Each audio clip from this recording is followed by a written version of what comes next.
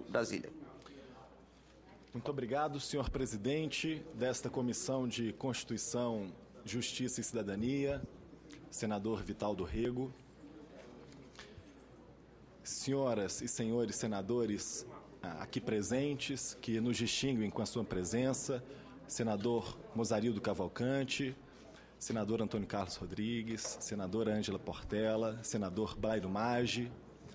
Saúdo de modo muito especial o senador Eunício Oliveira e expresso nessa oportunidade a sua excelência os meus mais profundos agradecimentos pelo relatório apresentado perante esta douta comissão.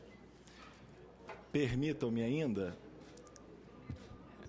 senhoras e senhores senadores, agradecer a presença de todos os servidores desta casa, consultores legislativos, advogados, assessores, com quem travei uma relação de amizade ao longo de todos esses anos.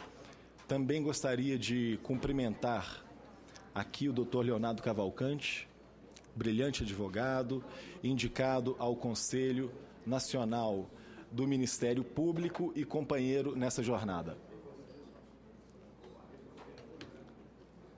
Também saúdo o senador Pedro Taques pela sua presença. Senhor presidente, eu também faço questão de, nesse momento inicial, de expressar o meu reconhecimento, os meus respeitos aos líderes partidários que subscreveram a minha indicação e que, com isso, me conferem essa oportunidade de que a minha indicação seja submetida ao plenário desta casa. Eu serei bastante econômico com as palavras, porque esse rito constitucional, senador Mozarildo Cavalcante, como eu penso, ele se destina especialmente às intervenções e aos questionamentos feitos pelas senhoras e pelos senhores senadores. Mas eu não poderia deixar de contar um pouco da minha historinha de vida, da minha história pessoal, da minha trajetória profissional, senador Vital do Rego. Eu nasci em Belo Horizonte, tenho 38 anos, estudei toda a minha vida em escola pública, formei-me pela Universidade Federal de Minas Gerais, onde prolonguei os meus estudos no mestrado, no doutorado. Vim para Brasília em 2002, fui aprovado no concurso para consultor legislativo desta casa, portanto, e eu me orgulho muito disso, tenho 11 anos de serviços prestados a esta casa, amadureci, cresci, formei-me dentro do Senado Federal. E o Senado Federal concedeu-me a distinção, a honrosa distinção de representá-lo, de ter recebido essa indicação no biênio 2011-2013, digo melhor, de exercer o mandato de conselheiro no Conselho Nacional do Ministério Público. Procurei, senhoras e senhores senadores, exercer esse mandato com dignidade, à altura das tradições tão honrosas desta casa e sempre atento a o que me parece ser uma obrigação, que é a de prestar contas periodicamente de minhas atividades naquele conselho a esta casa. Os conselhos foram, como todos sabemos, senador Vital do Rego, os conselhos foram criados pela emenda 45 de 2004, foram instalados em 2005, ou seja, foram fruto de uma felicíssima, eu diria, iniciativa do Congresso Nacional. E por que feliz, senador Blairo Maggi? Por que feliz foi essa iniciativa? Porque os conselhos, essa é a grande verdade, eles sacudiram as estruturas tanto do Poder Judiciário como também do Ministério Público. Eles ofereceram a essas instituições um ponto de observação crítica, transformaram-nas em instituições mais abertas, mais conectadas à sociedade. Se nós observarmos bem, os conselhos contribuíram significativamente para a democratização dessas instituições. Por que digo isso?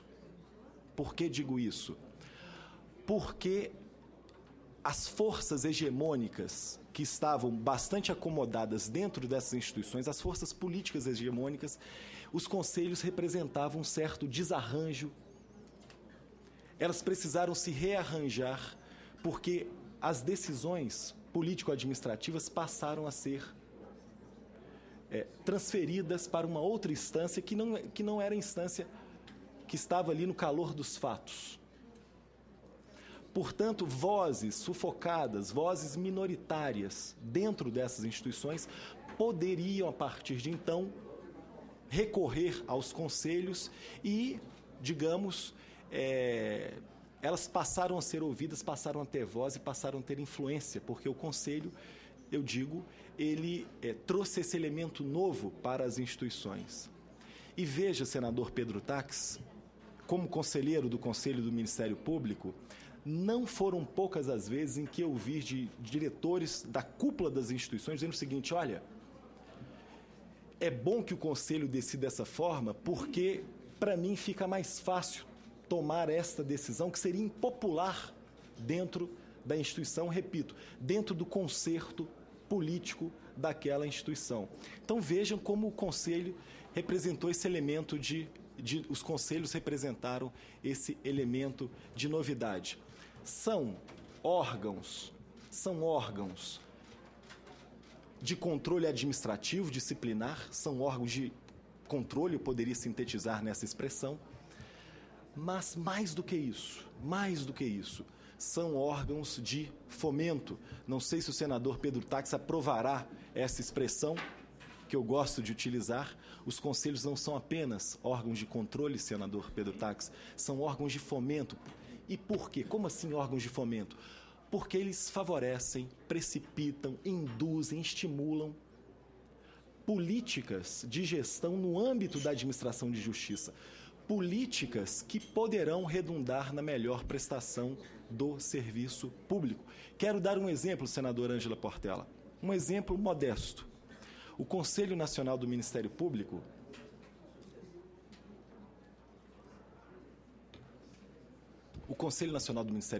aprovou um projeto de resolução de minha autoria que proíbe, ou melhor, que estabelece com muita clareza que o membro do Ministério Público tem o dever de prestar atendimento à população, às partes, aos advogados. Veja, não se tergiversa mais sobre isso.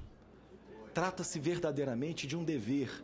O membro do Ministério Público tem que atender o prefeito, tem que atender o vereador, tem que atender as partes envolvidas. Então, construímos essa resolução, por quê? Porque nós tínhamos queixas de membros que não prestavam a devida atenção a esse dever, que, digamos, está visceralmente ligado à sua atuação. Então, vejam como os conselhos podem trazer elementos que interferem construtivamente na cultura, seja do Ministério Público, seja do Poder Judiciário. Eu poderia aqui citar exemplos inúmeros com relação ao Conselho Nacional de Justiça.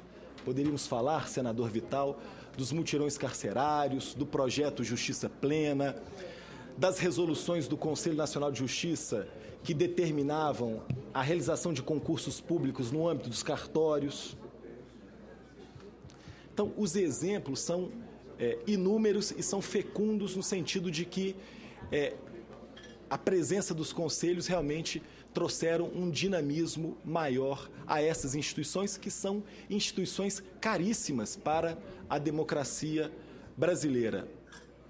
Como eu disse, não vou me alongar nesse momento, estou bastante ansioso para ouvir as intervenções das eminentes senhoras e senhores senadores. Saúdo aqui também a presença do senador Álvaro Dias. E, senador Pedro Taques, sei que cada conselho tem os seus caminhos e os seus desafios. Eles são diferentes em cada espaço. Sei também que esse posto exige qualificações técnicas. O que eu posso dizer é que eu me sinto muito motivado a percorrer esses novos caminhos, a enfrentar esses novos desafios. E se eu digo que esse posto exige qualidades técnicas, eu poderia dizer que se há alguma coisa que aprendi nesta casa, é que a técnica, sozinha, ela de nada serve. Ela não dá conta da complexidade da vida nem da complexidade do mundo. Eu poderia aqui, senador, citar um pequeno trecho de poema de Drummond que diz o seguinte, que as leis não bastam, os lírios não nascem das leis. Mais do que a técnica, eu aprecio, e a vida parlamentar dá mostras abundantes dessas lições e desses valores, mais do que a técnica, ouvir, dialogar, abrir-se a novas perspectivas e possibilidades, renunciar eventualmente ao acessório para preservar o principal, saber conviver com as divergências, sobretudo em órgãos colegiados, e aprender com humildade a cada dia. Como eu disse, a vida parlamentar dá exemplos cotidianos e abundantes dessas lições, desses valores. Fico inteiramente à disposição das senhoras e dos senhores senadores e agradeço mais uma vez ao ilustre senador Vital do Rego, que conduz com tanto talento e com tanta autoridade os trabalhos dessa comissão. Muito obrigado.